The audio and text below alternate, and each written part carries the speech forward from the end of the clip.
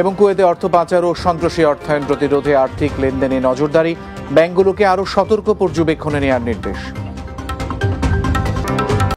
কুয়েতে অর্থ পাচার ও সন্ত্রাসী অর্থায়ন প্রতিরোধে ব্যাংকগুলো আর্থিক লেনদেনে নজরদারি আরও কঠোর করেছে।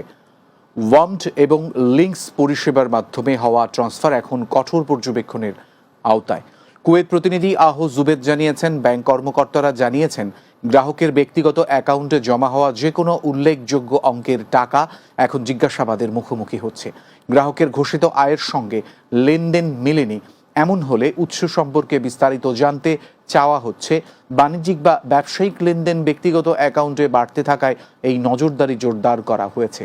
কেওয়াইসিতে উল্লেখিত আয়ের স্তর ছাড়িয়ে গেলে ব্যাংক প্রাথমিক জিজ্ঞাসাবাদ করছে। গ্রাহক সন্তোষজনক ব্যাখ্যা দিতে না পারলে বিষয়টি ফিনান্সিয়াল ইন্টেলিজেন্স ইউনিটে পাঠানো হচ্ছে। ইতোমধ্যে বেশ কিছু গ্রাহকের বিরুদ্ধে তদন্ত শুরু হয়েছে এবং তাদেরকে ব্যক্তিগত অ্যাকাউন্ট ব্যবসায়িক লেনদেনে ব্যবহার না করার বিষয়ে লিখিত অঙ্গীকারনামা দিতে হয়েছে। কর্তৃপক্ষ মনে করছে এই পদক্ষেপ কুয়েতের আর্থিক ব্যবস্থায় স্বচ্ছতা ও নিরাপত্তা নিশ্চিত করার জন্য অত্যন্ত গুরুত্বপূর্ণ।